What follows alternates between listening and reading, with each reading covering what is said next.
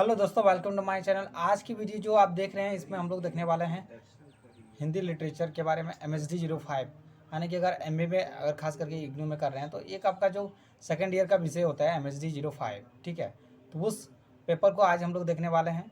क्या है? साहित्य सिद्धांत और समालोचना। तो इससे रिलेटेड जो भी इंपॉर्टेंट क्वेश्चन है, ठीक है, तो किस तरह से उस क्वेश्चन को किया जाता है, उसका उत्तर किस तरह से लिखेंगे आपका, ताकि आपको अधिक से अधिक मार्क्स भी मिले और आपका जो भी उत्तर लेखन शैली है, ठीक है, उसमें आप उसमें सुधार कर पाएंगे। तो चलिए हम लोग देखते हैं। काफ़ी सारा प्रश्न भी यहाँ पे है। प्रश्न नंबर जो आप 4 देख रहे हैं, शब्द शक्तियों का परिचय दीजिए। तो जो हिंदी का ये सारा जो आप देख रहे हैं, इसमें किस तरह से उत्तर लिखेंगे आप।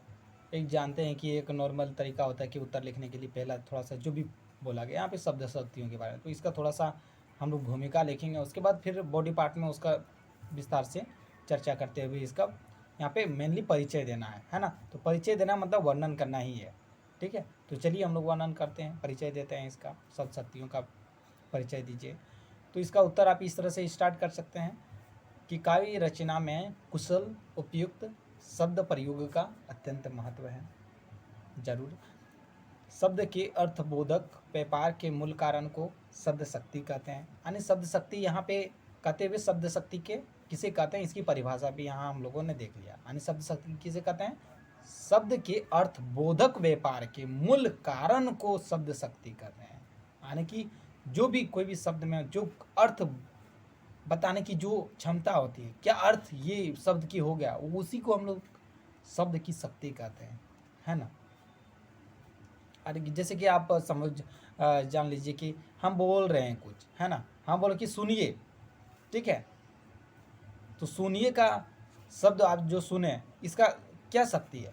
सुनना है कि आप कुछ ध्यान लगा के सुनिए। तो आप ध्यान लगाना मतलब आप थोड़ा गौर करके कीजिएगा। तो शक्ति शब्द में यही शक्ति है। तो इसी को जो इसमें जो भी अर्थ आ रहा है, समझ में आपको आ रहा है, वही शक्ति है। तो भारतीय काव्य शास्त्र में शब्द शक्तियों के विवेचन की एक लंबी परंपरा रही है। यह विवेचन इतना सुचिंतित, गंभीर एवं सूक्ष्म और विदग्धतापूर्वक पूर्ण है कि आज के विद्वांस, भाषा वैज्ञानिक एवं काव्यशास्त्री भी आश्चर्य विमुग्ध हो जाते हैं, ठीक है, आश्चर्य हो जाते हैं वो भी, जो पहले के काव्यशास्त्री ने कर रखे हैं। शब्द की शक्ति अर्थ को व्यक्त करने का व्यापार है। तो यहाँ पे फिर बताया गया कि शब्द की शक्ति क्या है? अर्थ को व्यक्त करने का व्यापार है। तो यहाँ पे जो हेडिंग लाइन में मैंने देख के रखा है ना, तो इसको आप ये जान लो कि ये आपका पॉइंट वाइज है, क्योंकि कुछ पॉइंट आपको याद रखना है ना, तब ना उसका वर्णन करेंगे। तो पॉइंट वाइज एक पॉइंट तो आपने पहले देख लिया कि शब्द शक्ति जो है, शब्द का जो भी अर्थ होता है उसी को हम लोग शब्द शक्ति कह सकते हैं। और यहाँ पे बताया जा रहा है कि शब्द की शक्ति अर्थ को व्यक्त करने का व्यापार है। यानी कि वो अर्थ को व्यक्त करने के दौरान जो भी उसमें आएगा वही शब्द की शक्ति है। जिस प्रकार घड़ा बनाने के लिए मिट्टी, कुम्हार, चाकू और कारण, ये सारा कारण है, तथा चाक का घूमना व्यापार है। तो यहाँ पे बताया जा रहा है कि कौन साध्य है और कौन साधन है। तो यहाँ पे साधन ये सारा चीज़ बताया गया और साध्य क्या है, एक तरह से बता सकते हैं कि व्यापार है, ठीक है, जिससे घड़ा बनता है। उसी प्रकार अर्थ का बोध कराने वाले शब्द कारण है तथा अर्थ का जो है बोध कराने वाला व्यापार शब्द शक्ति है। तो यानी व्यापार को यहाँ पे शब्द शक्ति कहा गया, यानी कि यहाँ पे चाक को शब्द शक्ति कहा गया है। यानी कि उसने जो काम कर रहा है, यानी जो साध्य उसमें कर रहा है, उसको शब्द शक्ति कहा है। शब्द शक्ति के प्रमुख 3 भेद होता है। तो देखिए, कई बार आपका जो भी प्रश्न बनता है उसमें अभिधा, लक्षणा और व्यंजना पर टिप्पणी करने के लिए भी आता है, छोटा छोटा प्रश्न, ठीक है। तो उस पर भी आप यहाँ पे ध्यान से देखिएगा कि शब्द के कितने, मतलब शब्द शक्ति के कितने प्रकार होते हैं। तो 3, एक अभिधा, लक्षणा, व्यंजना, ठीक है। तो यहाँ पे एक एक करके अब अभिधा पर टिप्पणी करने के लिए बोलेगा या व्यंजना पर, या जिसमें भी कहेगा, तो आप यहाँ पे अच्छी तरह से कर पाओगे। तो चलिए उसको ध्यान करके आप देखिएगा। प्रसिद्ध अर्थ अथवा साक्षात सांकेतिक अर्थ के बोधक व्यापार, यानी जो मूल कारण है, को अभिधा शब्द शक्ति कहते हैं। यानी अभिधा शक्ति क्या हो गया? प्रसिद्ध अर्थ, यानी उसका जो फेमस हो गया है।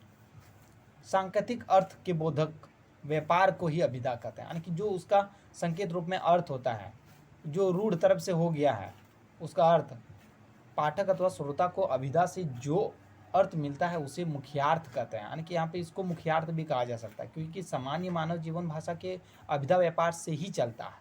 ठीक है, यानी कि आमतौर पर जो मानव जीवन है वो भाषा के अभिधा व्यापार से ही चलता है।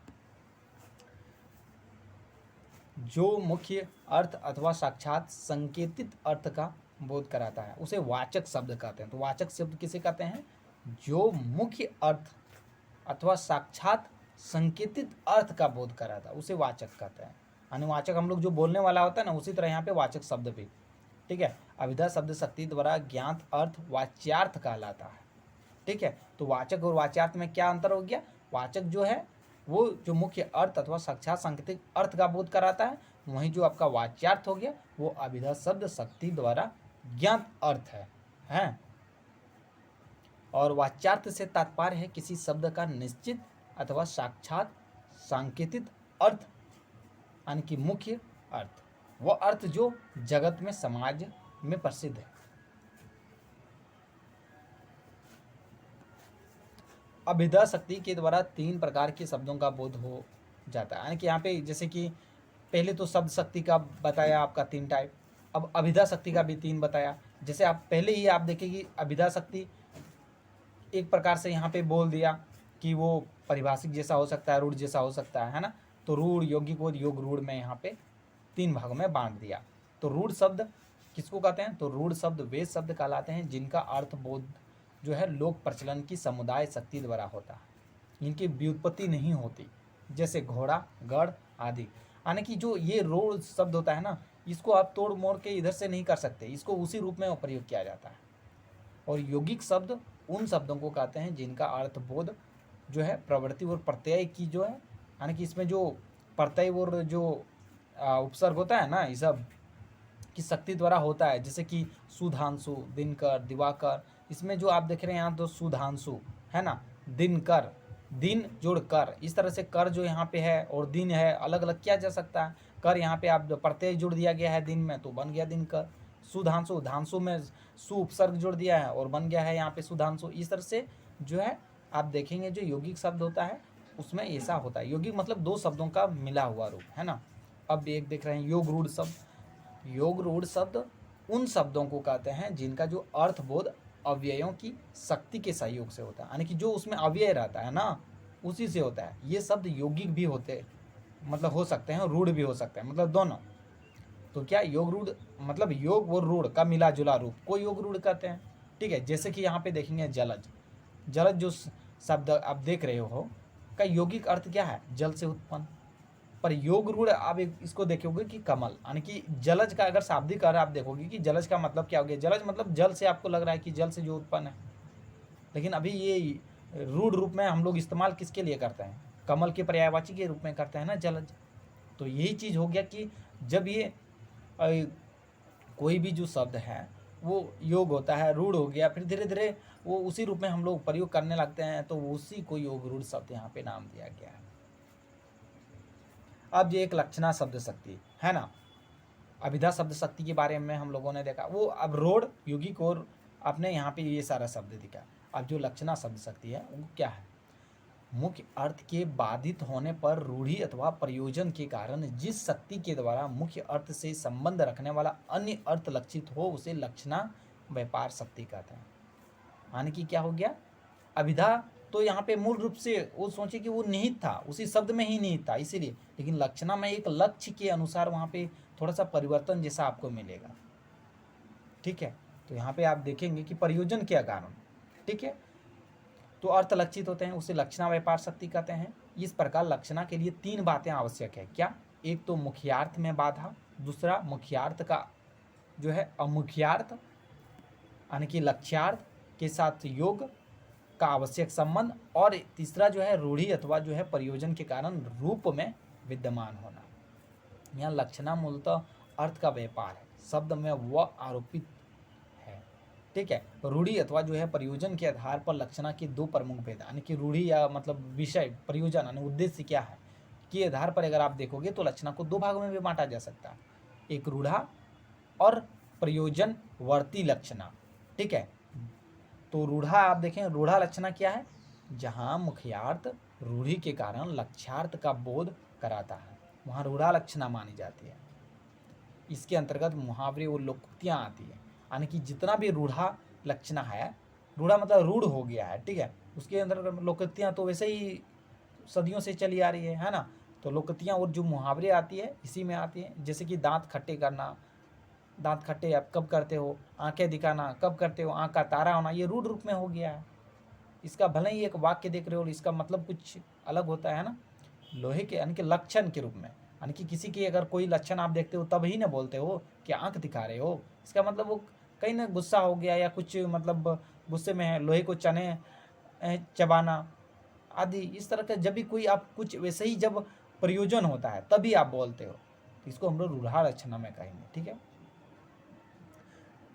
जो शब्द अपना वाच्यार्थ छोड़कर आज केवल एक विशिष्ट अर्थ में प्रयुक्त होते हैं वे भी रूढ़ा लक्षणा के अंतर्गत आते हैं, यानी कि मतलब जैसे कि कर्मणि कुशल, जहाँ कुशल का वाच्यार्थ है कि कुश को सावधानी से लाने वाला, एवं प्रवीण का अर्थ है कि विना, ठीक है, बजाने में निपुण, पर आज इनका लक्ष्यार्थ होता है किसी भी कार्य में निपुण के लिए यूज हो जाता है कर्मणि कुशल। तो ज़्यादा तो पहले वाला जो इम्पोर्टेंट है बस वही उदाहरण दीजिए आप, चलेगा, कोई दिक्कत नहीं है। प्रयोजनवर्ती जो है लक्षणा, ठीक है, तो यहाँ पे दूसरा हो गया प्रयोजनवर्ती। तो इसमें देखेंगे जहाँ मुख्यार्थ किसी प्रयोजन के कारण लक्ष्यार्थ का बोध कराए वहाँ प्रयोजनवर्ती लक्षणी मानी जाती है। यानी एक तो रूढ़ हो गया, रूढ़ में आप क्या क्या देखें, रूढ़ में दो आप देखें, एक आपका कहावत वाला सब हो सकता है, मुहावरा हो सकता है, लोकोक्तियाँ हो सकता है ना, वो सारे। और प्रयोजन वाला हो गया कि प्रयोजन के विषय के मतलब चलते उसमें सारा चीज़ चेंजेज होता है ना, लक्ष्यार्थ का बोध कराए वहाँ प्रयोजनवर्ती लक्षणी मानी जाती है। जैसे गंगाया घोष का जो अभिधा में अर्थ होगा, क्या गंगा में अहीरों की बस्ती, देखिए ये चीज़ जो यहाँ पे है वो संस्कृत से उठाई गई है ना, संस्कृत आचार्यों की है ना, इसीलिए ये सारा उदाहरण भी वहीं से उठाया गया। कहने वाले का प्रयोजन है कि गंगा तट पर जहाँ अहीरों की बस्ती है वहीं शीतलता और पावनता है जो गंगा की धारा में है, जहाँ प्रयोजन व्यंजना का विषय है, वो सारी चीजें, ठीक है। तो यहाँ पे जो आप देख रहे हैं व्यंजना शब्द शक्ति है ना, तो शब्द की जो तीसरी शक्ति नाम है वो क्या है, व्यंजना शब्द शक्ति है ना। तो शक्ति शब्द के जो मुख्यार्थ और जो लक्ष्यार्थ को जो है पीछे छोड़ती हुई उसके मूल में छिपे हुए जो है मुख्य कथित जो है अर्थ का जो बोध कराती है, ठीक है, अकथित अर्थ का बोध कराती है, वो जो है व्यंजना जो है व्यंजना जो है शब्द शक्ति से जो है शब्द का जो है सूक्ष्मतर गहनतर अर्थ व्यंजित करता है। यानी कि यहाँ पे जो व्यंजना शब्द शक्ति है ये मतलब अर्थ बोध के रूप में ज़्यादा ही करवाता है। तो यहाँ पे चलिए आगे भी देखते हैं। व्यंजना शक्ति जो प्रमुख दो भेदों में यहाँ पे हम लोग बांट सकते हैं, एक शब्दी व्यंजना और दूसरा एक आर्थी व्यंजना। तो यहाँ पे आप देख रहे हैं शब्दी जो व्यंजना में व्यंजक शब्द की जो है प्रधानता रहती है, वो जो आर्थी व्यंजना में व्यंजक अर्थ की, यानी वहाँ पे व्यंजक शब्द और व्यंजक अर्थ के आधार पे जो है इसको दो भागों में बांट दिया गया है। जो शब्द शक्ति निम्नलिखित 10 विशिष्टताओं में से किसी एक के कारण अन्य अर्थ का जो बोधन कराती है उसे जो अर्थी व्यंजना कहते हैं, वे विशिष्टताएं हैं। यानी अर्थी व्यंजना आपको पहचानने के लिए यहाँ पे ये सारा चीज़ें यहाँ पे 10 यहाँ पे चीज़ दिया गया है, ठीक है। एक वक्ता, एक श्रोता, एक काकु वाक्य वाच्य, अन्य सन्निधि, प्रस्ताव, देश, काल एवं चेष्टा, इसके आधार पर इसको निर्धारण होता है, ठीक है। शब्द शक्तियों को लेकर विद्वानों में मतभेद है। कुछ विद्वान जो है अभिधा को लक्षणा व्यंजना की तुलना में अधिक महत्व देते हैं, यानी कि तो ये चीज़ तो काफ़ी दिनों से चली आ रही है कि किसी एक को तो ज़्यादा कोई महत्व देगा ही। आखिर कोई अगर अभिधा को लक्षणा की व्यंजना की तुलना से अधिक महत्व देगा, कोई लक्षणा को, ठीक है। अभिधा उत्तम काय है, मध्य लक्षणा छिन्न अधम, व्यंजना रस कुटिल उल्टी कहत प्रवीण। तो यहाँ पे आप देखेंगे कुछ अन्य लक्षणा तथा व्यंजना की को जो काव्य का प्राण मानते हैं। जो भी हो, अभिधा में अर्थ की जो स्पष्टता, निश्चितता और भाषा की स्वच्छता का गुण होता है। लक्षणा और व्यंजना भी मुख्यार्थ से ही निकलते हैं, यानी कि अभिधा का प्रयोग भी लक्षणा और व्यंजना से अधिक होता है। यानी कि अभिधा का प्रयोग यहाँ पे क्या बताया गया है कि लक्षणा और जो है व्यंजना है से प्रयोग से ज़्यादा प्रयोग अभिधा का होता है, ठीक। अब बताया है जो है तात्पर्य वृत्ति, यह काव्य की जो है चतुर्थ शक्ति है। ठीक है, इसके बारे में विद्वानों में मतभेद है। अभिधा वृत्ति द्वारा एक यहाँ पे अन्य बता दिया गया है कि जो एक चौथा भी माना गया है थोड़ी सी, लेकिन ज़्यादा मतभेद है। ठीक है, तो इसके बारे में इसलिए ज़्यादा यहाँ पे बताया नहीं गया। तो अभिधा वृत्ति द्वारा वाक्यगत प्रत्येक पद का जो है वाच्यार्थ ज्ञात हो चुकने के बाद जिस वृत्ति द्वारा उन पदों के जो है जो तहवित अर्थ यानी कि जो तात्पर्य है, उद्देश्य है का ज्ञान जो है होता है, उसे तात्पर्यावृत्ति कहा जाता है। तो इस तरह से आपने आज देखा जो शब्द की शक्ति के जो भी दक्षिणा अभिधा इस सब के बारे में, है ना। हेलो दोस्तों, वेलकम टू माय चैनल। आज की वीडियो जो आप देख रहे हैं इसमें हम लोग देखने वाले हैं हिंदी लिटरेचर के बारे में, MSD 05 यानी कि अगर MA में अगर खास करके इग्नू में कर रहे हैं तो एक आपका जो सेकेंड ईयर का विषय होता है MSD 05। ठीक है, तो उस पेपर को आज हम लोग देखने वाले हैं। क्या है, साहित्य सिद्धांत और समालोचना। तो इससे रिलेटेड जो भी इंपॉर्टेंट क्वेश्चन है, ठीक है, तो किस तरह से उस क्वेश्चन को किया जाता है, उसका उत्तर किस तरह से लिखेंगे आपका, ताकि आपको अधिक से अधिक मार्क्स भी मिले और आपका जो भी उत्तर लेखन शैली है, ठीक है, उसमें आप उसमें सुधार कर पाएंगे। तो चलिए हम लोग देख प्रश्न नंबर 6 जो आप देख रहे हैं, जॉन ड्राइडन के आलोचना सिद्धांतों का परिचय दीजिए। तो जॉन ड्राइडन का आप जब भी नाम देखते हैं और ये आलोचना सिद्धांत के बारे में देखते हैं तो इसका आलोचना आप कैसे कर देंगे, उसके जो भी आलोचनात्मक सिद्धांत है उनके बारे में परिचय आपको देना है। तो चलिए इसका उत्तर हम लोग देखते हैं किस तरह से लिखेंगे। अंग्रेजी के प्रसिद्ध कवि, नाटककार तथा व्यंग्यकार, व्यंग्यकार मतलब क्या होता है, सैटरिस्ट, जो सटायर करते हैं ना। ड्राइडन जो है, जॉन ड्राइडन बहुमुखी प्रतिभा वाले साहित्यकार थे, पर आज वह जो है आलोचक के रूप में ही अधिक स्मरण किए जाते हैं। उनके आलोचना सिद्धांत उनकी जो है अपनी कृतियों की जो है भूमिकाओं तथा समर्पण पत्र रूप में मिलते हैं। जो भी पत्रों अपने समर्पण पत्रों हैं उनके रूप में मिलते हैं। सैद्धांतिक तथा व्यवहारिक दोनों प्रकार की आलोचना के क्षेत्र में उनकी जो है महत्वपूर्ण देन। उन्होंने न केवल नाटक, वीर नाटक, काव्य प्रयोजन, प्रहसन, कल्पना, अनुकरण आदि से संबद्ध गंभीर और शाश्वत प्रश्नों पर ही अपने विचार प्रकट किए हैं, अपितु पुरातन कवियों की समीक्षा भी की है। परंपरा उन्हें मान्य थी, पर युग का जो है अनुरोध भी उनके लिए उपेक्षणीय न था। इसलिए उन्होंने कहा भी था, क्या, it is not enough that Aristo has said so, and if he had seen, ours might have changed his mind. क्या बोलता है कि अगर वो मुझे देख लेता तो अपना शायद दिमाग चेंज कर देता, अपना विचार चेंज कर देता। कौन है अरिस्टो? तो चलिए देखते हैं जॉन ड्राइडन का क्या जो आलोचना सिद्धांत है। जैसे इनका एक स्टेटमेंट से तो यही लगता है कि उन्होंने कहीं ना कहीं जो है अरस्तु के जो है विचार से आगे जाकर कुछ लिखे हों, है ना। आलोचना सिद्धांत, नाट्य काव्य का स्वरूप। तो नाट्य काव्य का स्वरूप भी कई बार आपका जैसे कि टिप्पणी करने के लिए आता है छोटा प्रश्न में। तो यहाँ पे नाट्य यानी कि कोई काव्य है उसका क्या स्वरूप होना चाहिए, उसके बारे में ड्राइडन ने नाटक की जो परिभाषा दी है वो व्यवस्था सापेक्ष है। परिभाषा के दो भाग हैं। पहले भाग में नाटक के स्वरूप को स्पष्ट किया गया है। नाटक मानव प्रकृति का जो अथा तत्व और जो जीवंत प्रतिबिंब है, दैट मीन्स क्या है, अ just and living image of human nature, यही नाटक है। यह परिभाषा नाटक के अलावा जो है अब देखेंगे कि सृजनात्मक साहित्य के अन्य रूपों पर भी लागू होती है। यानी कि जो भी साहित्य है, चाहे वो उपन्यास हो या जो भी है, निबंध हो, सभी में इसमें 4 शब्द हैं जो महत्वपूर्ण है। क्या है, पहला तो प्रतिबिंब, दूसरा यथार्थत्व, जीवन और मानव प्रकृति। मुख्यतः 4 चीज़ यहाँ पे आपको देखने को मिलेगा। प्रतिबिंब शब्द के द्वारा ड्राइडन जीवन के आभासी स्वरूप पर बल देते हैं, यानी प्रतिबिंब देते हैं जीवन के आभासी स्वरूप।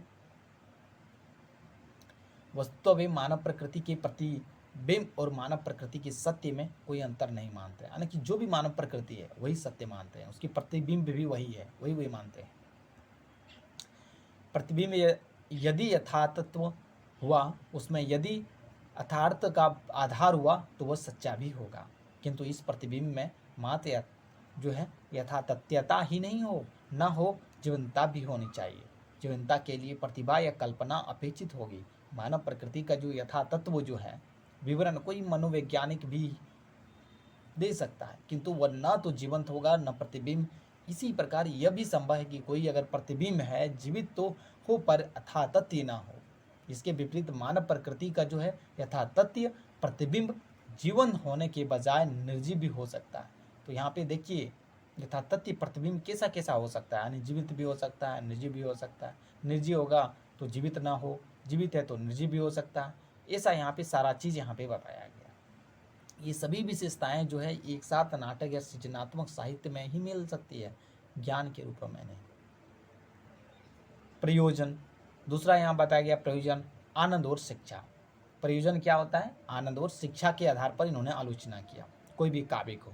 तो परिभाषा के दूसरे भाग में जो नाटक या काव्य के प्रयोजन को स्पष्ट किया गया है, उसमें मानव जाति की जो आनंद और शिक्षा के लिए उसके भावों, मनोदशाओं और भाग्य के उतार चढ़ावों का चित्रण किया जाता है।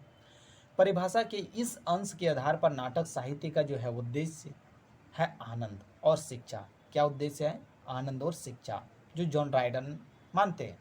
पहले स्थान पर आनंद पर शिक्षा, प्लेटो ने काव्य में जो है शिक्षा को महत्व दिया था, अरस्तु ने आनंद को दिया। तो यहाँ पे ध्यान रखिए, एक एक पॉइंट आपको याद रखना भी है, क्योंकि अगर प्लेटो के बारे में कुछ लिखना है, क्योंकि आप यही प्रश्न ही लिख रहे हैं, तो वहाँ पे प्लेटो की अगर कथन लिखना है तो वहाँ पे आप क्या लिखेंगे कि प्लेटो ने क्या महत्व दिया था?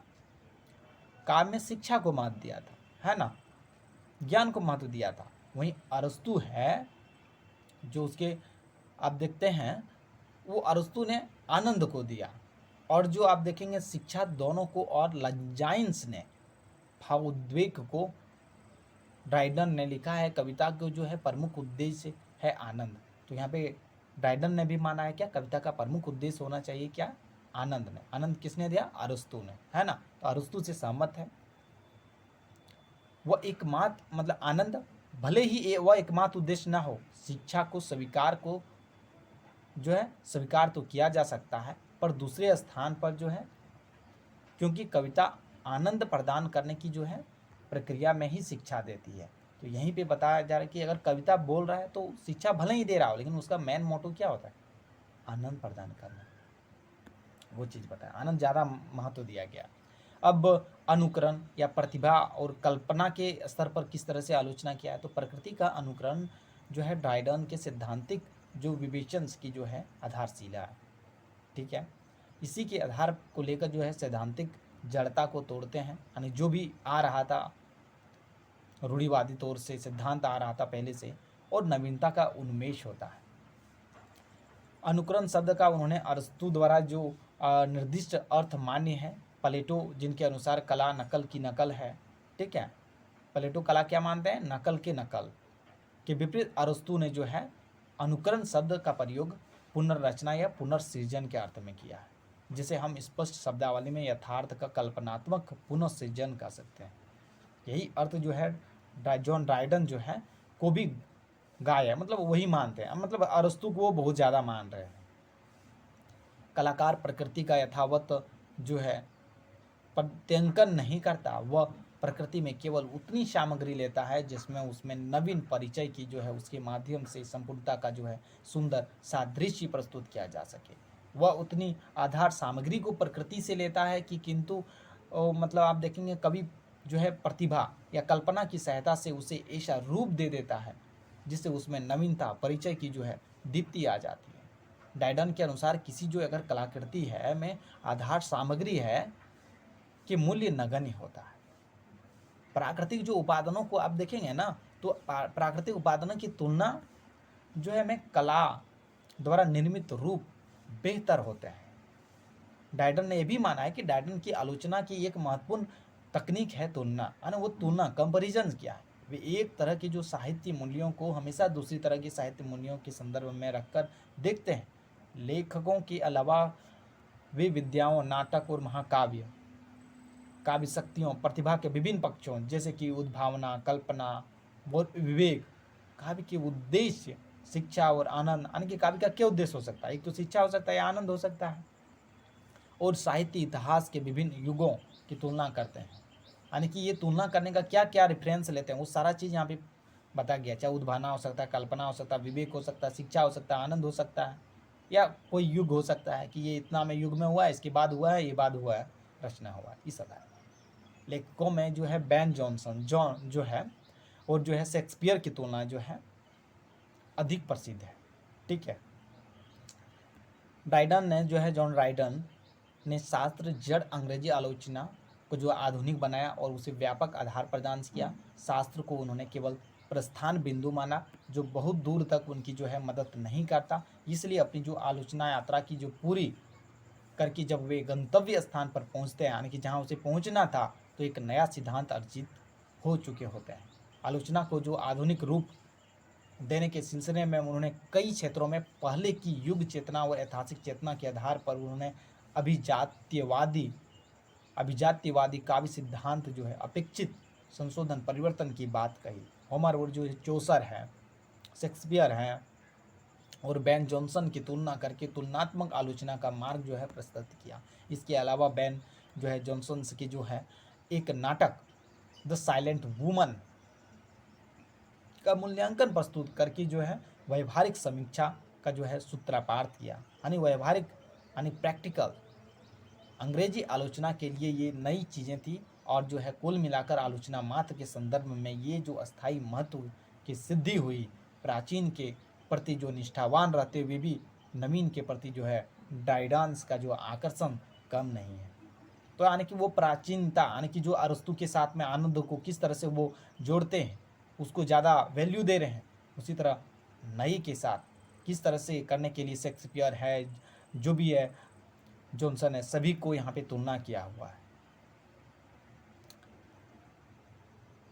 किंतु युग के अनुरोध से वे बराबर उसमें जो है संशोधन परिवर्तन करते रहने के पक्ष में, यानी कि बोल रहे कि युग जैसे बदलेंगे उसमें परिवर्तन होना भी चाहिए, ये मानते हैं। शायद इन्हीं विशेषताओं की वजह से जो है डॉक्टर जॉनसन ने उन्हें आधुनिक जो है अंग्रेजी आलोचना का जनक कहा है। यानी कि अगर आधुनिक अंग्रेजी आलोचना का जनक माना जाए तो जॉन ड्राइडन को कौन मानते हैं? Doctor Johnson.